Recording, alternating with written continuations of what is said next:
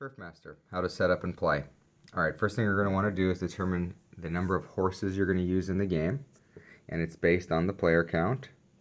So in a 5 to 8 player game, everyone just controls one horse. If it's less than 5, you can control multiple horses. In a 2 player game, you can control 2, 3, or 4 horses. In a 3 player game, exactly 2 horses. And then in a 4 player game, you can choose 1 or 2 horses. Every horse comes with their own set of dice, along with their deck of cards, which include 32 cards. Here are all the cards laid out so you can get a sense for the card distribution. These cards will be used during the card rounds to move your horse the indicated number of spaces. There's also 4 joker cards that allow you to break the handicap restrictions that we'll talk about. So to start the game, every player takes their deck of 32 cards, shuffles them together, and draws 10 starting cards. The game is actually played over 3 races, so at the start of each race, you'll draw a set of 10 new cards, and we'll talk about that. So each player has drawn their 10 starting cards. Next, you'll decide which side of the board you're going to play with. This is the oval side, and the other side is the triangular race course. Next, you'll determine starting post position for each of the horses by rolling all the dice. Alright, so we rolled all the dice, and here is the starting post position order. So you can see red is first, yellow second, black third, and purple fourth. So we've put them into their starting positions, matching the silks of the jockey. So the red jockey's in the first position, then yellow, then black, and then purple. The final thing we'll determine is who is going to be the first player to go in the dice round. And so we'll roll the dice again, which I did here. And since black had the highest, we'll leave them in the middle of the board to just remind us that whoever is controlling the black horse will be the first player to control the dice round. Alright, so the game takes place over 3 races, at the end of which each race the horses will score points based on their finishing position. And then at the end of the 3 races, the horse with the greatest amount of points will be declared the winner, or the player if they're controlling multiple horses with the combined highest point total, will be declared the winner. Within each race, the race is played between alternating rounds, alternating card rounds and dice rounds. So you'll always start with a round of cards where players will select a card from their hand to determine how many spaces their horse will go. And then after all the horses have moved, you move to the dice round, where an individual player will roll both of their dice, and then based on the roll, they will decide whether to use the combined pips of the dice or just one die to determine the movement for all horses. And so that will alternate back and forth. At the end of the die round, the die will be passed clockwise to the next player. So every player will have, chances to control the die round for each race. So before we jump into how each round works, let's talk about some important concepts. The first of which is the order of play. Horses will always move from whichever horse is in the lead to whichever horse is in last place. And most of the time that's pretty intuitive based on the squares on the board. It's very clear that a horse in this position is ahead of this position, and so forth. A horse in this position is ahead of the horse on the rail. So whichever horse is in first place would move first, and then you just go down the line and every horse gets a chance to move. There are some hard lines on the board that just help you visually. If a horse was in this position and this position, that hard line is just telling you that they're considered to be equidistant. And whenever a horse is in the same position as another one, it's always the horse that's closer to the rail or the inside position that goes first. So to start the game, since they're all in the same row, the red horse would go first because they're closer to the inside, followed by yellow, then black, then purple. So here's another example. Going into the turn, you can see that the yellow horse has the furthest position, so that would be the first horse to move, followed by the black horse. And then the red and the purple look close, and that's where you can use the bold lines. And you can see, based on the bold lines, they're considered to be in the equal position. So red would go third, since they're closer to the rail, followed by purple. Another reason why it's important to determine the current placement order of the horses is because the horses that are considered first, second, and third always suffer a handicap penalty each turn that restricts the number of spots that they can move. Whichever horse is in first place always has a max movement of 8. The horse in second has a max movement of 9. And the horse in third has a max movement of 10. So it's always 8, 9, and 10 are your max movement for your first, second, and third place horse. So in this situation, the red is in the lead, so he can only move a maximum of 8 spaces. Yellow and black are both considered in second place, since they're in the same row or column. So they can both only move a maximum of 9, and there is no third place horse. So only 3 horses suffer the handicap penalty. So in this case, he suffers the first place, and both these horses suffer the second place handicap of only moving a maximum of 9. Here's another example. All 3 horses are tied for the lead, so they would all be considered in first place. So they would all be subject to a max movement of 8. The purple horse is not within the top 3, so they have no restrictions. The order of movement would still go from the inside to the outside, so the red horse would be the first to move, followed by yellow and black, but they all suffer the first place handicap.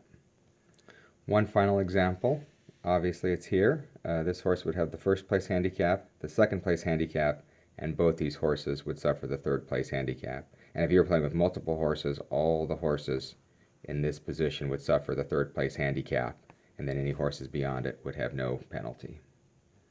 So to start the race, since all the horses share the same order position, everyone suffers the first place penalty. So no horse can move further than the 8 maximum spaces. Now there is a way to overcome that, and that's through the use of the joker cards, and we'll talk about that when we get into the card round. Some other important concepts is the idea of blocked spaces.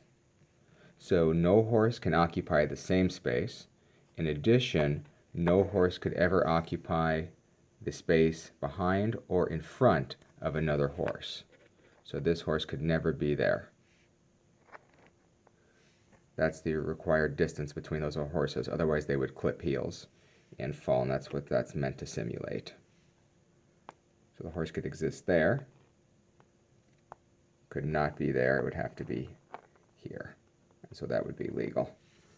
So you've got to maintain the space in front and behind each horse. The last key concept we'll talk about is lane changing. So horses can change lanes up to 2 times based on the number of spots they're moving. So every horse can always change lanes on their opening move, assuming it's a legal spot to move into. So if this purple horse at the start wanted to change lanes, they could, as their first movement, go there as 1. And then they could go 2, 3, and keep moving. The other horses are restricted because, per the rules, they could never occupy the space in front of another horse. So even though that's kind of a normal lane change move, that horse couldn't do it because it'd be occupying the space in front of another horse. So a horse can always change lanes as its first movement, and then if it's moving beyond 7 spaces on the 7th move or after, it can make a final lane change. So this red horse, let's say it's moving 8 as its first movement, could go there. 1, 2, 3, 4, 5, 6, 7, and then as its last movement decides to get back on the rail and go 8. Let's do one more example. So let's say the first 3 horses have already taken their movement, and now the purple horse is the last one to move. And let's say it's moving 10. It has no restriction since it was beyond 3rd place. So its first move, it wants to change lanes to dive into the rail. So 1, it went diagonally from that spot to that spot. 1, 2, 3, 4, 5, 6, 7. So starting with the 7th space, it could have changed a lane if it was available. 7th, 8th, and then now for the 9th move, it decides to change lanes and go there. 9, which is legal, and then it'll finish its final movement with 10. So if a horse is moving 7 or beyond, it has the option of changing lanes starting with the 7th space. But the first lane change always has to take place as its first movement. So if a horse was moving 6 or less, it would obviously only have the option for 1 lane change at the start, because you only get the second option for the lane change on the 7th move or after. Okay, so I think we're ready to cover the first round of movement, and it always starts with a card round. Each player will decide which card they want to use, but it goes in horse order. So the red player will play their card, make their movement, and the purple horse, before they have to decide, will see what the red horse did, and then they can decide which card to play. And likewise, this horse will respond, and so will this one. So you don't have to play simultaneously, you will play in horse order. So the red player, since they're all handicapped to start the race, they're limited to a max of 8 movements. So that means you can only play a card from your hand 8 or less. Now the exception are the joker cards. So if you play a joker card from your hand, you can move that number of spaces. It basically overrides any handicap limit in place at the time. Normally those are good to save to the end of the race when you're sprinting for home, but they can be played at any time. So let's say the red horse is going to go first, and they want to get out to an early lead for whatever reason, and they decide to play their joker card. So it'll override the normal handicap limit of 8, and they can go 12 spaces. 1, 2, 3, 4, 5, 6, 7, 8, 9, 10, 11, 12. So they can jump way out there. The purple player would play next. Now, if at any point during the race you, by mistake or for tactical reasons, play a card that violates the handicap limit.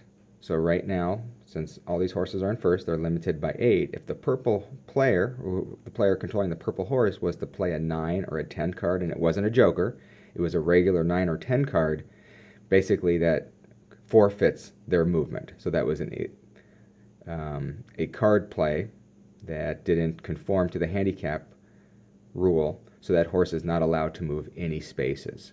There will be situations where you may decide to play that just so your horse doesn't have to move for tactical reasons, and that comes into play more when you're playing the jumps on the steeplechase version of the game. But let's say the purple player just plays a 4 card. 1, 2, 3, 4. They can move 4 spaces. Let's say this plays a 5 card, and they play a 6 card. So that is the end of the card round. And you can see we're going to go to the dice round now, but we have a new order.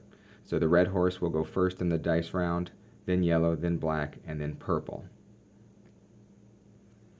So the dice round works a little bit different. The dice round is mainly controlled, the number of movement is controlled by a single player. So you'll remember at the start of the game we rolled all the dice just to determine which player was going to control the first dice round. So it's whichever player was controlling this horse. So the player would roll 2 dice, and so we have a 7, a 1 and a 6. So this player decides the value or the movement for all horses. It can either be 7, the total of both die, or it could be a 1 or a 6, the value of an individual die. So they may decide all horses can only move one space, and then all horses would move forward one space. The normal rules still apply. You could change lanes with that one movement.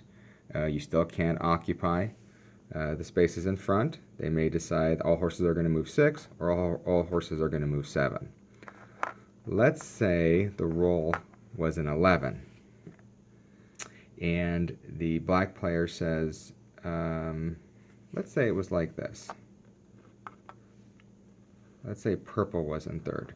Now keep in mind, normal handicapping rules apply, even in the dice round. So the lead horse is still limited to a max movement of 8 spots, 9 spots, 10 spots. So this player has no handicap restriction. So they can choose, do I want all horses to move 5 spots, 6 spots, or 11 spots? Since he or she doesn't have any restrictions, they want all horses to move 11 spots. So the red horse, since they're restricted by the handicap, they have to make a choice. They cannot obviously move the 11, so they have to pick one of the two. Since obviously the max it can be a 6, it's always going to be below the handicap restriction. So they're going to decide, okay, well, I'll move the 6. And they move the 6 spots. This horse is always also restricted to only moving 9 spots, so they'll have to pick. So will this horse. Since this horse had no handicap restriction, they can move the full 11 spots and really make up some ground in the dice round. At the end of the dice round, you'll just leave this dice in the middle of the table to remind you that the black player had control of the last dice round. So when we'll play a card round next, and when we get to the next dice round, we'll remember, okay, now we move clockwise, and whoever's clockwise, that player now rolls the dice and determines the movement of all the horses. And again, they move in order. All handicap restrictions apply as normal, along with movement rules. The dice round is really a way to control the pace of the race. The controller of the dice may decide to choose low value numbers to slow down the race, to give them a chance to play more cards. Or they may want to speed up the race based on the position. Obviously, the cards don't matter in the dice round. It doesn't matter if you have joker cards, because you're going to be limited to the pips that the die roller chooses for the die round. At the end of the die round, we'll alternate back to a card round, and we'll be alternating back and forth between card and dice rounds until all the horses pass the finish line. Okay, let's talk about the end of the race. Let's assume the horses have started and they've made their way all the way around the oval, and now they're in the home stretch trying to cross the finish line here. And it's a card round. One rule to keep in mind that's interesting, that gives you some flexibility. Let's say the red horse, they're in the lead, so their handicap, they can only move an 8 max spot. Let's say they only have a 10 or 11 card left in their hand. We know that's, if they play that card, it will forfeit their movement for the turn, and all the other horses will pass them. So at one point during the game, you have the option to draw 2 additional cards into your hand. You'll remember your deck has 32 cards and use 10 for each race. So the red player decides, I'm going to draw 2 cards immediately from my deck into my hand, hoping that they give me the card I need to finish the race. And what do you know? Let's just say they drew a 12 joker, which was perfect. So the joker allows them to break the handicap rules, and they could sprint home the 12 spaces. Let's say the yellow horse, 1, 2, 3, 4, 5, 6, 7, 8, 9. Their handicap was 9 since they were in second place, and let's say they had a 9 card and they were able to play it.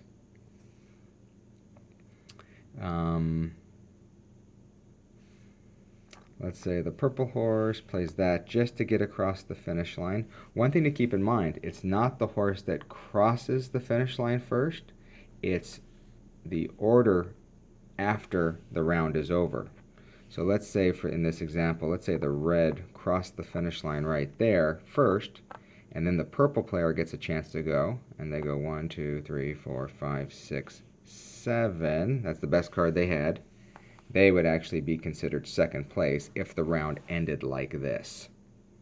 So if the round ends like this, yet the yellow horse won the race, they'll move to the first place ribbon. Purple was second. Yep. And red was third. Now this horse wasn't able to finish the race on this turn, so we'll have to go to another round until you're able to determine the positions for all the horses, because that'll set the post position for the next race. So we would now go to the dice round. And it doesn't matter if the player already finished the race. We would go here and say, okay, the player to the clockwise from that color player now rolls the dice, and normal rules apply. So hopefully this horse could, well, maybe could get home. One thing to keep in mind is the handicap rules still apply.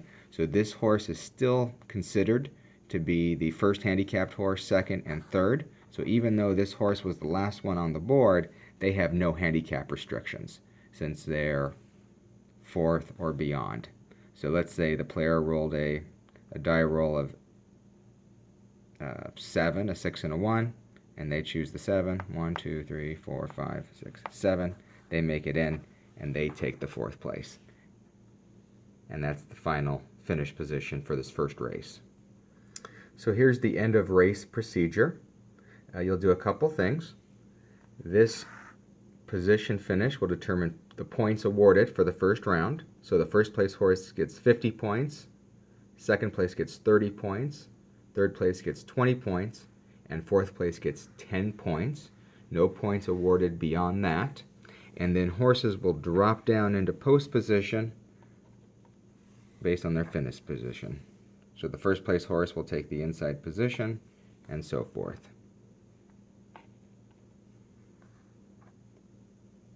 And then the post position is set for the next race. You'll also leave whoever controlled the dice last. That'll stay on the board to remind you that when we get to the next dice round, we'll move in clockwise order, and the player clockwise to the yellow player will be the next one to control the dice round. Before we're ready to start the next race, we've got to do a couple things with your deck of cards. So if a player used their bonus 2 cards, at that point they've got to randomly remove 2 cards from their hand. So their hand's probably going to be bigger, or should be bigger than the other players. So they would discard 2 cards randomly if you drew your 2 bonus cards. Once that's done, all players deal a brand new set of 10 cards to their hand. Now you may have cards left over from the last race that didn't get played. The race finished before you were able to exhaust your entire hand. So you may draw your 10 new cards. You may have 11 or 12 or 13 cards in your hand at this point. You have to discard down to 10 cards for the race. Now you could decide at that point, at the beginning of the second race, if you haven't drawn your 2 bonus cards yet, you can draw those now and pull them into your hand. And you'll have 12 cards in your hand. That'll give you more flexibility. And that's what would happen at the start of the third race if you had never used your bonus 2 card option. At the start of the third race, you draw your final 10 cards. You would discard down to 10. And then you should have 2 cards left in your deck. Because you never drew the 2 extra cards, you would just draw them immediately, and then you would have 12 cards to start that final race and give you more flexibility. Okay, so just a reminder, at the end of each race, if you drew your 2 bonus cards during that race, you randomly discard 2. Then all players draw 10 cards to refill their hand, and then discard down to 10 to start the race. So now everyone's managed their deck. We're ready to start the second race. The start of every race always starts with a card round. So it doesn't matter if you ended the last race with a card round. You don't go to dice. Every race starts with the card round, and then you start alternating between the card, dice, And at the end of 3 races, you tally up all the points, and the horse with the most points from their placings will be determined the winner. If there's a tie, it's the horse with the highest number of placing finishes. So you would look at the horse that finished first the most, or second the most, or third the most, and break the tie that way. Finally, let's talk about the steeplechase variant. So if you want to add some complexity and some challenge to the game, you can play a steeplechase race where the horses will be required to jump over these fences. So the fences would be set up on the numbered positions on the board. 1, 2, 3.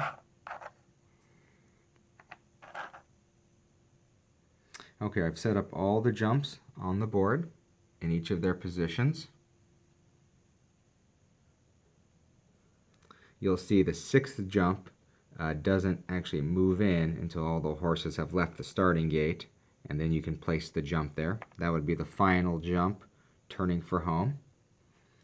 And here's the finish line. They're not required once they cross the finish line to do that final jump. That's only the first time around the first bend. So what makes the steeplechase version difficult is it requires 4 movement points to clear the hurdle. So if a horse was right here, they would, and let's say they played a 6 card, this would be 4, 5, 6. If they were back here and they played, let's say an 8 card, 1, 2, 6, 7, 8. So it takes 4 to clear the hurdle from one side to the next. There is a lane change restriction. You cannot change lanes while jumping the fence. So if this horse was here, he could go 1, 2. He could not change lanes while jumping the fence. They've got to jump straight over the fence. If he wanted to, though, he could go 1, actually he can't change unless it's his first movement. So if he was there, he could go 1 as his first movement, and then 5 to clear the fence.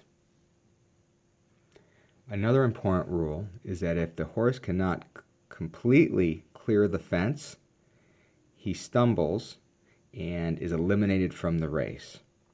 So it can be a severe penalty if you can't get over the hurdle completely. So in this case, 1, 2, 3, 4, 5, 6. There's 6 spots to the fence. Now this horse is handicapped. They're in first place, so they cannot play a card more than 8. And if they do, they'd forfeit their movement. So if they played a 10 card, let's say a 10 joker card, which you could normally play here, 1, 2, 3, 4, 5, 6, 10, that would work. What if they're here and they play a 9, or let's say they play a, let's take this horse, since this horse, 1, 2, 3, 4, 5, 6, 7, 8, they would have needed to play a 12 card to clear this hurdle. If they played a 10 card, 8, 9, 10, they cannot clear the hurdle, and they would fall and be eliminated from the race. So it's important to make sure that you play a card that either allows you to stop just short or gives you the 4 points to clear the hurdle. Anywhere in between, and the horse will stumble. Also, if jumping the fence requires you to move to an illegal space, remember you can never occupy the space in front or behind a horse, the horse will also fall. So this horse has found himself in a really tough spot, because even if he had the cards to clear it, that's an illegal spot. He would fall. He can change lanes there, but that horse is blocking his path there. So he doesn't have too many options. Ideally, what this horse should have done with their previous movement is probably 1, 2, 3, 4, and just try to get themselves to the outside They would have had to really been working on it to set themselves up for a clear path. In fact, a lot of the game is making sure you've got clear paths of travel for both jumping the fences and in the stretch for the final kick. Here's the good news. The stumble rules only apply to the card rounds. During the dice round, horses can't stumble over the fences. So let's say the dice were rolled and it was a 2 and a 4, and this player decided 4. This horse is allowed to move to the maximum amount of spaces right up to the fence, and since that's an illegal spot, they would just stop there. Again, let's say this horse was here. They picked 4, 1, 2. He doesn't have enough pips to clear it, so he would just stop there. So during the dice round, horses cannot stumble on the fence. That's only the card round. And then at the start of the next round, during the card round, they could play a card that gets them over the fence with the first 4 movement points, and then they keep moving on. One other thing, it can be tricky when you're changing lanes and the spaces are so close to one another. So let's just say the steeple's gone, or the fence is gone, and this horse was changing lanes on their first move. They wouldn't go here. You could see this spot is slightly in front of that one. So that's the next diagonal spot. That's the advanced move, or the lane change. So it's important to kind of keep that in mind. If they were in this position and moving forward, that spot's behind that one, so they would go there as their first lane change. The last thing I want to mention about the steeplechase is if a horse is unfortunate and stumbles over one of the fences, they're out of that race, but they're not out of the meet. So if that happened on the first race, they can still come back and compete in the second race and try to make up those points. Also, one last thing I almost forgot. There is a kind of a weird rule that if the horse starts their movement right in front of the fence, that's when they start their turn. In those situations, they cannot make their second lane change until the 8th move or after. Normally, if you're moving beyond 7 spaces, starting with the 7th space, you could make your lane change. But if you start your turn right in front of a fence, you'd have to go 4, 5, 6, 7, 8, and then starting with the 8th move. 4, 5, 6. Normally you could start moving on the 7th. You'd have to go 4, 5, 6, 7, and wait until the 8th move to make that lane change. That's just a weird rule. If you start your turn there, you've got to wait till the 8th spot to make your final lane change. Final rule points. One last handicapping example. Since these two horses share the lead, as you know, they both get the first place handicap of max movement of 8. This horse is in third, so they get a max movement of 10 spaces. No horse would have the second place handicap of 9. Since these two share the lead, they both get the first place handicap, and he gets the third. If this was the end of the race, and two horses share the same line, like these two do, as normal, the inside horse is declared furthest ahead and would get the higher placing at the end of the race. Also, when you're discarding down to 10 cards to start the next race, you get to choose which 10 cards to keep, so you can make some strategic decisions. The only time you don't get to choose is when you're forced to randomly remove 2 cards if you took your 2 bonus cards during the previous round. Also, if you ever run out of cards, you're not out of the race, you're just not able to play a card during the card round, and your horse won't move, but during the dice round, you can obviously move based on the pip, so you will eventually finish the race, but only moving in the dice round. Finally, the last point, and it's actually an important one, is horses always have to move as far as possible according to the card value that's played or the dice value. You're not allowed to stiff your horse. So if you played a 10 value card, you're not allowed to stop short or to dive your horse in to keep a lower position. You have to find the furthest legal path of travel for your horse based on the card play or the dice play. So that can sometimes force your horse to have to go wide. So keep that in mind as you're playing your cards or choosing your dice, you will be obligated to find the furthest legal path. And that should be everything you need to play and enjoy TurfMaster.